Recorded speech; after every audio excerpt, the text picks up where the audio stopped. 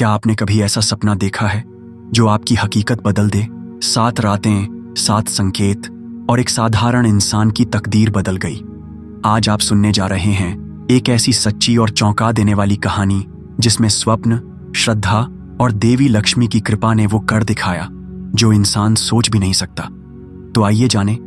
हर रात नीले आसमान की चादर तले जब शहर गहरी नींद में डूब जाता, तब एक छोटे से कमरे में नीले कंबल ओढ़े बैठा था राघव।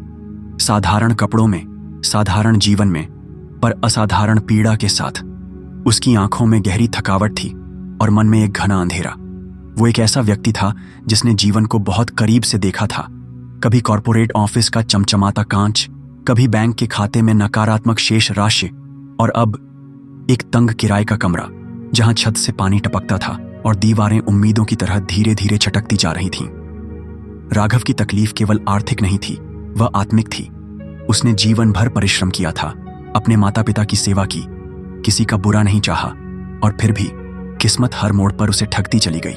नौकरी गई, व्यापार डूबा, और अब उसके पास न तो पैसे थे न ही भविष्य की कोई योजना। जो कुछ बचा था वो था रात का अकेलापन और आंखें जिनमें कभी कभी आंसू नहीं, सवाल टपकते थे। उसी अकेली रात में जब बिजली चली गई और पूरा मोहल्ला अंधेरे में डूबा, तब राघव ने अपनी आंखें बंद की और मन ही मन कहा, हे देवी लक्ष्मी, अगर कहीं हो तो बस एक संकेत दे दो कि मैं अकेला नहीं हूं।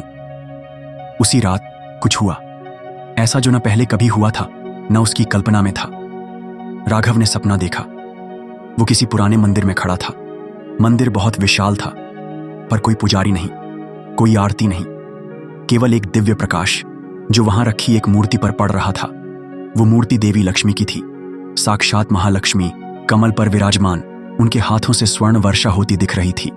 राघव उस दृश्य को देखता रहा, लेकिन तभी देवी की मूर्ति की आंखें खुली। वह ठिठक गया। मूर्ति की आंखें जैसे सीधे उसकी आत्मा को देख रही थीं। देवी की आवाज आई, मधुर पर आदेशात्मक, तुमने जीवन भर ईमानदारी का दीपक जलाया, अब उस दीपक का फल समय देने जा रहा है। 7 दिनों तक मैं तुम्हें संकेत दूंगी। जो संकेत समझेगा वही समृद्ध होगा, जो अनदेखा करेगा वह फिर कभी मेरा मार्ग न पाएगा। राघव ने पूछा, मैं कैसे पहचानूंगा कि कौन सा संकेत आपका है? देवी ने उत्तर दिया, जिसे तर्क न समझे, जिसे मन डगमगाए और आत्मा में कंपन हो, वही संकेत मेरा होगा। कहते कहते देवी अदृश्य हो गईं। राघव की आंख खुली और वह पसीने से भीगा हुआ था, पर मन में एक अजीब सी ऊर्जा थी, जैसे वर्षों से रुका हुआ कुछ अब बहने को तैयार हो। पहला दिन सुबह से ही कुछ अलग था। राघव चाय लेने निकला तो रास्ते में एक साधु दिखाई दिया। उसकी आंखें बंद थीं और वह माला जप रहा था। राघव ने उसे नमस्कार किया और आगे बढ़ गया, पर तभी पीछे से आवाज आई, हे युवक, मां लक्ष्मी ने तुम्हें देख लिया है, पर क्या तुम स्वयं को पहचानते हो? राघव चौंक गया। उसने मुड़कर देखा, लेकिन वहां कोई साधु नहीं था। आसपास किसी ने उस आवाज को सुना भी नहीं। दूसरा संकेत आया शाम को, जब राघव ने अपने पुराने पर्स को देखा। उसमें एक बहुत पुरानी रसीद थी, उसकी पहली सैलरी की, जो वर्षों पहले उसने अपने घर भेजी थी। उस रसीद के नीचे एक लाइन लिखी थी, शुभ आरंभ का पहला बीज कभी नहीं सूखता। राघव को याद आया, ये लाइन उसकी मां ने लिखी थी जब उसने पहली बार पैसे भेजे थे, और उसी पल उसे लगा जैसे कोई अदृश्य हाथ उसकी आत्मा को स्पर्श कर गया हो। तीसरा संकेत आया जब उसे कॉल आया, एक अनजान नंबर से। सामने वाला बोला, क्या आप राघव हैं? हमारे पास आपका नंबर पुराने फॉर्म से मिला। हमें एक ट्रांसलेशन जॉब के लिए योग्य व्यक्ति चाहिए। राघव को याद आया कि उसने वर्षों पहले एक छोटी सी ट्रांसलेशन एजेंसी में आवेदन किया था। उस समय कोई उत्तर नहीं आया था, और अब इतने वर्षों बाद अचानक ये कॉल, वो भी तब जब उसके पास ना नौकरी है ना पैसा। राघव ने वह काम लिया। पहला पेमेंट तुरंत मिल गया, बहुत ज्यादा नहीं पर पर्याप्त था, और उस पेमेंट के साथ ही जैसे उसके जीवन की बंद नसों में फिर से रक्त प्रवाहित होने लगा। चौथा दिन सबसे विचित्र था। उसे स्वप्न में फिर से वही मंदिर दिखाई दिया, पर इस बार मंदिर का प्रवेश द्वार बंद था। राघव ने जैसे ही उसे खोलने की कोशिश की, भीतर से एक आवाज आई, जो भीतर आना चाहता है पहले भीतर झांके। और तभी उसके सामने एक दर्पण प्रकट हुआ। उसमें वह स्वयं को देख रहा था, पर एक ऐसी छवि में जहां उसके कपड़े शुद्ध थे, माथे पर तिलक था और चेहरे पर तेज। वो राघव नहीं था, वो किसी संत की तरह दिख रहा था। स्वप्न टूटा, और जब वह उठा तो भीतर एक प्रश्न गूंज रहा था, क्या धन केवल बाहर की वस्तु है, या वो एक आंतरिक ऊर्जा है जो मन के संतुलन से उपजती है। 5वें दिन जब वह अपनी पुरानी किताबें छांट रहा था, एक छोटी सी लाल डायरी गिरी। वह उसकी नानी की थी। उसमें छोटे छोटे श्लोक और तांत्रिक संकेत लिखे थे, विशेष रूप से देवी लक्ष्मी को प्रसन्न करने के उपाय। एक मंत्र बार बार लिखा था, ओम श्रीम ह्रीम श्रीं कमले कमलालय प्रसीद प्रसीद, ओम श्रीम ह्रीम श्रीं महालक्ष्म्याय नमः। जैसे ही राघव ने उसे पढ़ा, उसकी आंखों से अश्रुधारा बह निकली। वह मंत्र उसके अंदर गूंजने लगा जैसे कोई घंटा मंदिर में स्वयं बज उठा हो। 6ठे दिन उसे अपने मकान मालिक से मिलना था, जो पिछले 2 महीनों का किराया मांग रहा था। राघव हिचकते हुए उसके पास गया, पर वहां उसे पता चला कि मकान मालिक की पत्नी बीमार है और वह पूजा करवा रहा है। राघव ने उनके लिए वैदिक मंत्रों की एक सूची दी, जो उसने अपनी नानी की डायरी में पढ़ी थी। आश्चर्य की बात यह हुई कि कुछ ही दिनों में उनकी पत्नी की तबीयत में सुधार होने लगा। मकान मालिक भावुक हो गया और राघव से कहा, अब तू मेरा किराएदार नहीं, बेटा है। जब तक संभल नहीं जाता, किराए की चिंता मत कर। और फिर आया 7वां दिन। वो सुबह कुछ अलग थी, जैसे हवा में गंध बदली हो, जैसे सूर्य की किरणें और अधिक स्वर्णिम हो। राघव ने नहा धोकर दीप जलाया और मंत्र का जप प्रारंभ किया। उसी समय उसके मोबाइल पर मेल आया। वह ट्रांसलेशन कंपनी उसका फ्रीलांसर नहीं, अब उसे स्थायी रूप से अपने साथ जोड़ना चाहती है, 2 गुने वेतन के साथ। साथ ही उसे घर से काम करने की छूट भी मिली। पर यह सब केवल बाहरी बातें थीं। उस दिन राघव ने एक निर्णय लिया। अब वो केवल कमाने के लिए नहीं जिएगा, बल्कि सीखने और बांटने के लिए जिएगा। उसने उस छोटी सी लाल डायरी को अपना गुरु मान लिया और हर दिन देवी लक्ष्मी के मंत्र का जाप करना शुरू किया। उसका जीवन अब एक साधना बन चुका था। राघव को समझ आ गया था, धन केवल लक्ष्मी की कृपा से नहीं, उनके संकेतों की समझ से आता है। और जो इन संकेतों को पहचान लेता है, वो फिर अपने भाग्य को स्वयं गढ़ सकता है। उसके जीवन में 7 दिनों में जो परिवर्तन आया, वो केवल वित्तीय नहीं था, वो आत्मिक था। और अब वो व्यक्ति जिसने एक दिन आकाश की ओर देखकर रोया था, वही अब हर सुबह दीप जलाकर मुस्कुराता है और कहता है, हे मां लक्ष्मी, तुमने मुझे पहचानना सिखाया, धन्यवाद। 7 दिन बीत चुके थे, पर राघव की यात्रा समाप्त नहीं हुई थी, बल्कि अब वह शुरू हुई थी। देवी लक्ष्मी के स्वप्न संकेतों ने उसके जीवन की दिशा बदल दी थी, लेकिन अब उसे कुछ ऐसा अनुभव हो रहा था जो उसने पहले कभी नहीं किया था। हर दिन उसे कोई अनजानी शक्ति भीतर से खींच रही थी, जैसे कोई कह रहा हो कि स्वप्न में दिखा मंदिर केवल स्वप्न नहीं था, वो कहीं है, वास्तविक है। उसने उसी रात निर्णय लिया कि वह उस मंदिर की खोज करेगा जो उसके सपनों में आता था। लेकिन यह खोज आसान नहीं थी, क्योंकि उसे न स्थान ज्ञात था, न दिशा, न ही कोई नाम। केवल एक छवि थी, कमल के फूलों से घिरी एक मूर्ति, दिव्य प्रकाश से झिलमिलाता एक पुरातन द्वार और एक मंत्र जो उसके कानों में अब भी गूंजता रहता था। वह मंत्र था, जो भीतर आना चाहता है, पहले भीतर झांके। उसने कुछ दिनों तक प्राचीन मंदिरों के नक्शे खोजे, वेदों और पुराणों के उल्लेख खंगाले, पर कहीं भी ऐसा कोई स्पष्ट विवरण नहीं मिला जिससे यह तय हो सके कि उसका स्वप्न मंदिर कहाँ स्थित है। तब उसने एक दिन मां की डायरी दोबारा खोली, वही पुरानी लाल डायरी जिसमें उसने देवी लक्ष्मी के मंत्र और तांत्रिक संकेत पढ़े थे। इस बार उसके भीतर एक कोड जैसा कुछ दिखाई दिया। संस्कृत में लिखा हुआ एक पद, पूर्वे गृशृंगे यत्र पद्मनाभस्य तेज प्रकाशते तत्र धनेश्वरी नित्यम संचितम विभाव्यते। इसका अर्थ था, पूर्व दिशा की पर्वत श्रृंखला में जहां पद्मनाभ का तेज प्रकाशित होता है, वहीं धन की अधिष्ठात्री देवी का निवास है। यह संकेत पूर्व दिशा में किसी पर्वतीय क्षेत्र की ओर इशारा कर रहा था। राघव ने तुरंत भारत के पूर्वी भाग की मानचित्र पर दृष्टि डाली। असम, उड़ीसा, पश्चिम बंगाल और सिक्किम के क्षेत्रों में कई पुराने मंदिर और गुप्त साधना स्थल थे। उसने मन में तय कर लिया कि वह उड़ीसा से आरंभ करेगा, क्योंकि वहां देवी लक्ष्मी की प्राचीन उपासना परंपरा विद्यमान थी। उसने अपना बैग तैयार किया, बस कुछ कपड़े, लाल डायरी और वही पहला ट्रांसलेशन का पैसा जिसमें से उसने कुछ बचाया था। ट्रेन से वह भुवनेश्वर पहुंचा और वहां से लोकल गाइड की मदद से उन मंदिरों की खोज में लग गया जिनका संबंध किसी पुराने कमल सरोवर और पद्मनाभ जैसे शब्दों से हो। कई दिन बीत गए, लेकिन वह मंदिर नहीं मिला।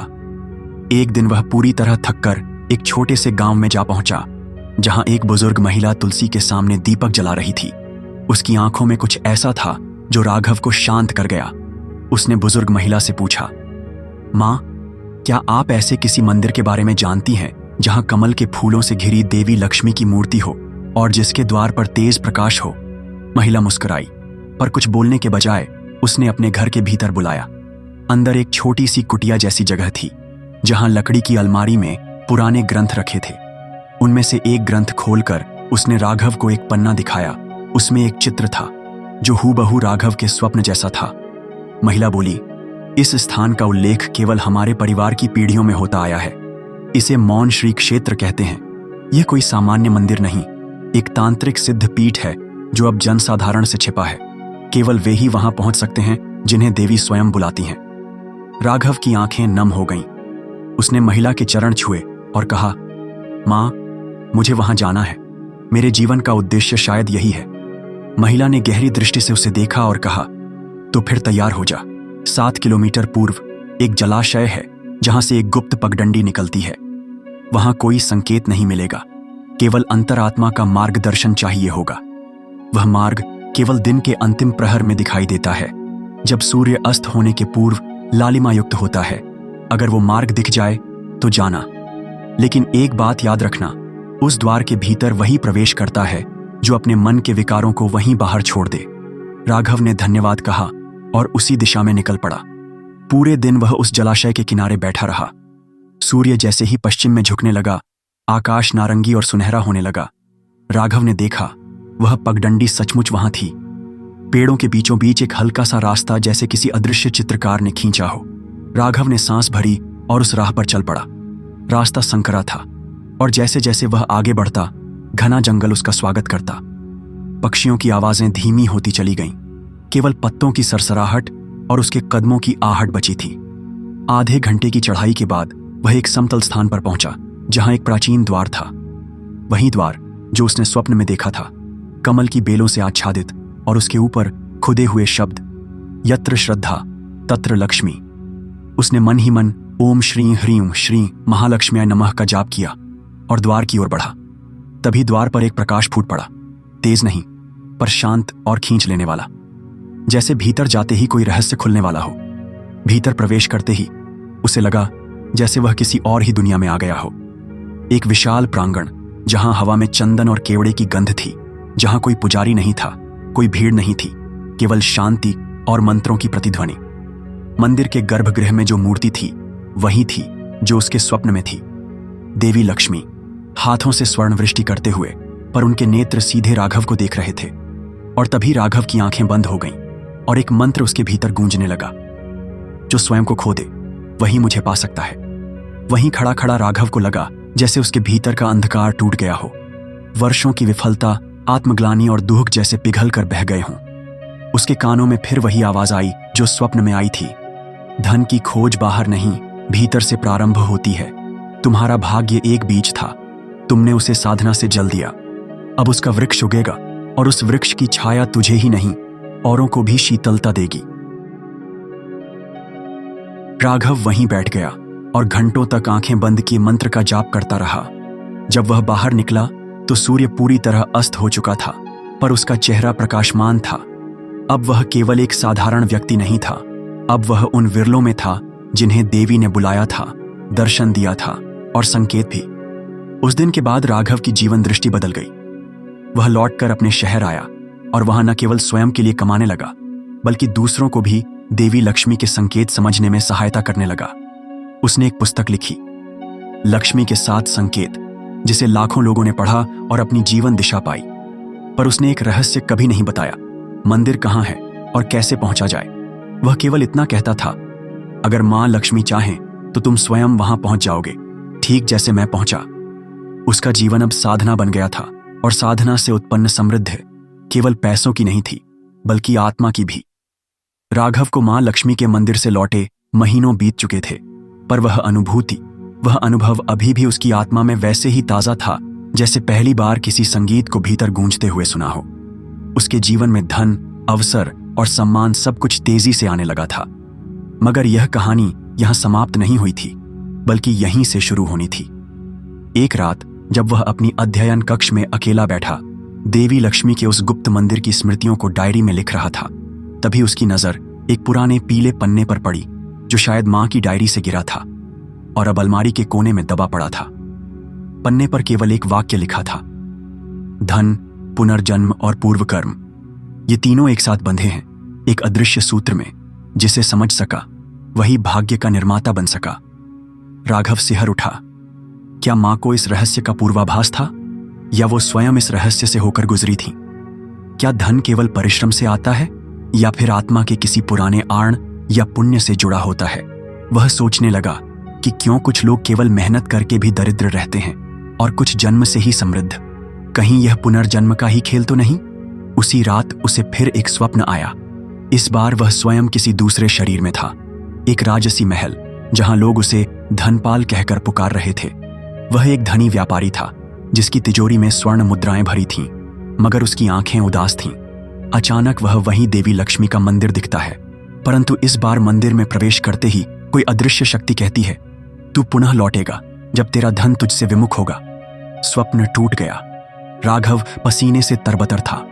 अब उसे समझ आने लगा था कि धन केवल इस जन्म की बात नहीं होती, यह आत्मा के कई जन्मों की धरोहर होती है। उसे यह जानना जरूरी था कि धन का यह चक्र कैसे चलता है और कैसे कुछ लोग अपने पुण्य, अपने कर्मों से लक्ष्मी को फिर से आकर्षित करते हैं। उसने इस प्रश्न के उत्तर के लिए देश भर के साधुओं, तांत्रिकों और प्राचीन ग्रंथों की ओर रुख किया। वह बनारस गया, उज्जैन गया, कामाख्या और कांचीपुरम तक। हर स्थान पर उसने मां लक्ष्मी और पुनर्जन्म के रहस्य से जुड़े सूत्र खोजे। कामाख्या के एक प्राचीन साधक ने उसे बताया, धनपाल नाम का एक व्यापारी था जिसने वर्षों पहले एक आराशी को अपमानित किया था। उसने उनके बताए धन संयम के मार्ग को तिरस्कार करते हुए कहा था, धन साधना से नहीं, व्यापार और चालाकी से आता है। उसी क्षण ऋषि ने कहा था, तेरे धन के कारण तुझे कई जन्मों तक पुनः जन्म लेना पड़ेगा, जब तक तू समझ न सको कि वास्तविक समृद्धि तपस्या और दान से आती है, संग्रह से नहीं। राघव चौंक गया। क्या वह धनपाल वही था? क्या वह इस जन्म में पुनर्जन्म लेकर अपना ही कर्म भोग रहा है? और क्या उसी आर्षि का प्रभाव अब भी उसके जीवन पर है? उसे याद आया मां की एक और बात, हम जो आज खोते हैं वह अक्सर हमने ही कभी छीना होता है। अब उसे यह सिद्ध करना था कि आत्मा की यह यात्रा केवल दुख झेलने के लिए नहीं है, बल्कि ज्ञान और सिद्धि प्राप्त कर उसे समाप्त करने के लिए है। उसने खुद को पूरी तरह तपस्या में झोंक दिया। अब उसकी दिनचर्या बदली। वह ब्रह्म मुहूर्त में उठता, ओम श्रीं ह्रीं श्रीं महालक्ष्म्याय नमः का जाप करता और अपने सारे आय के एक निश्चित अंश को जरूरतमंदों को देता। उसने केवल धन कमाने की नहीं, उसे संचित करने की दिव्य पद्धति सीखनी शुरू की। उसी समय उसे एक और अद्भुत घटना का अनुभव हुआ। एक दिन जब वह अपने अध्ययन कक्ष में ध्यान कर रहा था, उसके सामने देवी लक्ष्मी की मूर्ति की आंखों से एक प्रकाश निकलने लगा और उस प्रकाश में उसने एक दृश्य देखा। वह स्वयं एक वृद्ध सन्यासी के रूप में हिमालय में बैठा था, तप में लीन। उसके चारों ओर दिव्य प्रकाश फैला था और एक आवाज आई, तू अब समझने लगा है कि पुनर्जन्म कोई सजा नहीं, एक अवसर है। इस अवसर का उपयोग तू धन के दास बनने के लिए नहीं, उसका झांता बनने के लिए कर रहा है। इसके बाद उसके जीवन में एक चमत्कार हुआ। एक गुमनाम व्यक्ति ने उसे एक रहस्यमयी पुस्तक भिजवाई, अक्षय लक्ष्मी तंत्र।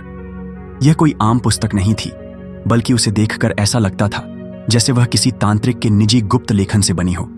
उस पुस्तक में वर्णित था कि कैसे आत्मा की ऊर्जा से धन को आकर्षित किया जा सकता है, कैसे विशेष समयों पर देवी को ध्यान में रखकर मंत्र जाप करने से धन का द्वार खुलता है। राघव ने उस पुस्तक की विधियां पूरी निष्ठा से अपनाई। उसने देखा कि जिन लोगों को वह उस मंत्र विधि में साथ लाया, उनके जीवन में भी 7 दिन के भीतर सकारात्मक परिवर्तन आने लगे। एक महिला जिसे महीनों से नौकरी नहीं मिल रही थी, उसे उसी सप्ताह बड़ी कंपनी से ऑफर आया। एक व्यापारी जो दिवालिया होने की कगार पर था, उसे अचानक एक पुरानी निवेश से लाभ हुआ। ये सब देख राघव की आंखों में विश्वास की चमक थी, पर साथ ही विनम्रता भी। अब वह जान चुका था कि धन केवल आर्थिक साधन नहीं है, यह आत्मा की यात्रा का एक पड़ाव है। जो आत्मा जागृत हो वही धन को नियंत्रित कर सकती है, वरना धन ही उसे नियंत्रित करता है। उसी समय उसे एक वृद्ध साधु का पत्र मिला जिसमें लिखा था, हे राघव, तू अब अपने कर्म पथ की ओर बढ़ रहा है, परंतु याद रख, पुनर्जन्म का रहस्य तब तक अधूरा है जब तक तू यह न समझे कि तेरा अगला जन्म भी तेरे आज के कर्म से बनता है। धन को केवल अपने लिए नहीं, सबके कल्याण के लिए प्रयोग कर, तभी तू इस चक्र से मुक्त होगा। राघव की आत्मा जैसे गूंज उठी। वह समझ गया कि मां लक्ष्मी का असली संकेत केवल समृद्धि नहीं था, वह तो आत्मा की एक अग्नि परीक्षा थी, जिससे गुजरकर ही आत्मा अपने पुराने बंधनों से मुक्त होती है। अब उसने निर्णय लिया कि वह उन लोगों को ढूंढेगा जिनके जीवन में वह परिवर्तन ला सके। उसने एक आश्रम शुरू किया, लक्ष्मी अनुग्रह केंद्र, जहां वह पुनर्जन्म, धन साधना और आत्मिक सिद्धि पर व्याख्यान देने लगा। वहां केवल वे लोग आते जो अपनी आत्मा के द्वार खोलना चाहते थे, न कि केवल धन के लिए पूजा करना चाहते थे। एक दिन आश्रम में एक वृद्ध महिला आई। उसकी आंखों में गहरी शांति थी। उसने राघव को देखा और बोली, तू वही है जिसने कई जन्म पहले धन को केवल व्यापार समझा था। अब तू समझ गया कि यह तपस्या और श्रद्धा से आता है। यह तुम्हारा अंतिम चक्र है पुत्र। राघव मुस्कुरा दिया। वह जानता था यह देवी लक्ष्मी स्वयं थी, या शायद उस शक्ति का ही एक रूप। अब उसे किसी प्रमाण की आवश्यकता नहीं थी। वह जान चुका था धन का वास्तविक अर्थ क्या है। अब भी जब वह ध्यान करता है, उसके कानों में वही शब्द गूंजते हैं, जो भीतर झांके वही बाहर को संवार सकता है। राघव की साधना अब एक गूढ़ चक्र में प्रवेश कर चुकी थी। उसने अब तक जो देखा, जो पाया और जो अनुभव किया था, वह साधारण नहीं था। मगर चौथे दिन उस रहस्य के केंद्र तक पहुंचना बाकी था, जिसके बारे में उसकी मां ने वर्षों पहले कुछ इशारे दिए थे। वह संकेत जो एक गहरे रहस्य को छुपाए हुए था, एक ऐसा सूत्र जो स्वप्न, पुनर्जन्म, धन और भाग्य के रहस्यों को जोड़ता था। उस दिन भोर की बेला थी, जब राघव गंगा किनारे अपने नियमित ध्यान में बैठा था।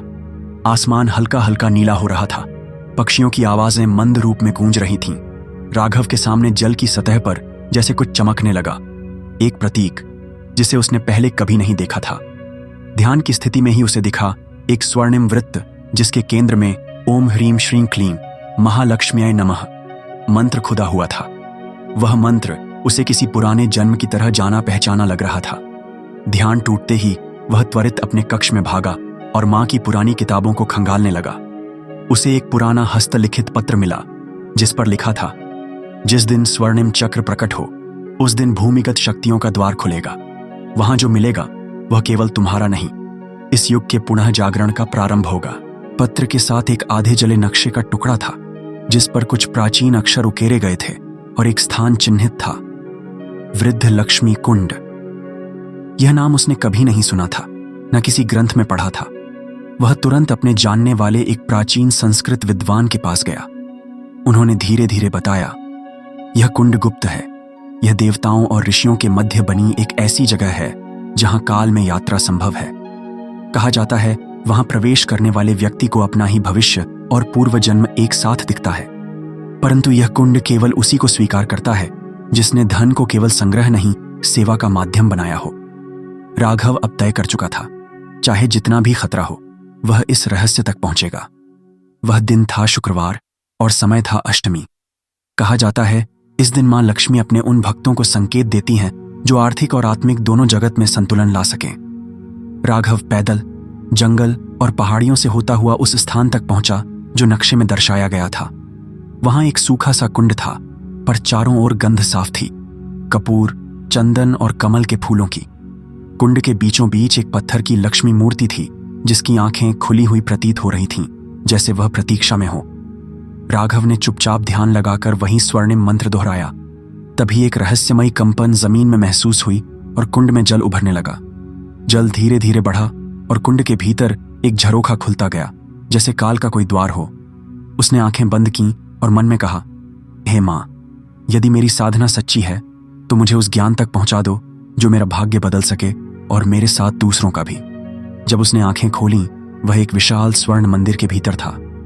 दीवारें सोने से बनी थीं और चारों ओर दीपकों की रोशनी झिलमिला रही थी। मंदिर के बीच में एक बड़ा ग्रंथ रखा था, अक्षय चक्र विद्या। यह कोई साधारण पुस्तक नहीं थी, यह उस रहस्य का केंद्र था जो स्वप्नों में आया करता था। ग्रंथ के ऊपर लिखा था, जो अपने पुनर्जन्म को जानता है वही अपने वर्तमान को चुन सकता है। राघव ने जैसे ही ग्रंथ को खोला, उसके भीतर उसे अपने ही जीवन की घटनाएं दिखाई देने लगीं। बचपन में उसका एक गरीब सहपाठी, जिसे वह कुछ सिक्के देने से मना कर देता था। युवावस्था में उसकी एक नौकरी जो उसने सिर्फ अपने अहम के कारण छोड़ दी थी। मां की मृत्यु, जब वह केवल धन जुटाने में व्यस्त था।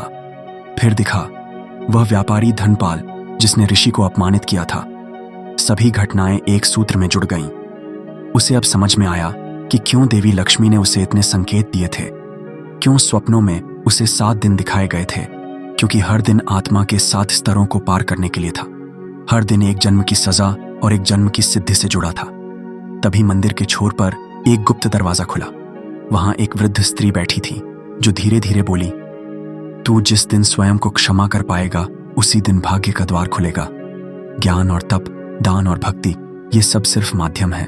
असली परिवर्तन भीतर से होता है।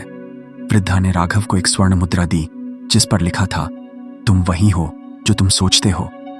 राघव जैसे ही बाहर निकला वह कुंड फिर से सूख गया, परंतु उसके भीतर अब जो ऊर्जा थी वह पहले से भिन्न थी। लौटते समय उसे रास्ते में एक व्यक्ति मिला, एक युवा बालक जिसके शरीर पर चिथड़े थे पर आंखों में अजीब आत्मविश्वास था। उसने राघव से सिर्फ इतना कहा, आपका नाम राघव है ना? मां ने मुझे आपके पास भेजा है, मुझे आपके साथ रहना है। राघव चौंक गया। उस बच्चे को कैसे पता? पर उसकी आंखों में वही ऊर्जा थी जो देवी लक्ष्मी के दर्शन के समय अनुभव की थी। वह समझ गया, यह बालक कोई साधारण नहीं, शायद उसकी साधना के परिणाम स्वरूप वह शक्ति अब उसके साथ कार्य करना चाहती है, किसी नए रूप में। उस रात राघव ने मां लक्ष्मी को धन्यवाद देते हुए वही मुद्रा अपनी पूजा स्थली पर रख दी और संकल्प लिया, अब उसका ज्ञान केवल उसके लिए नहीं रहेगा, अब वह एक आश्रम,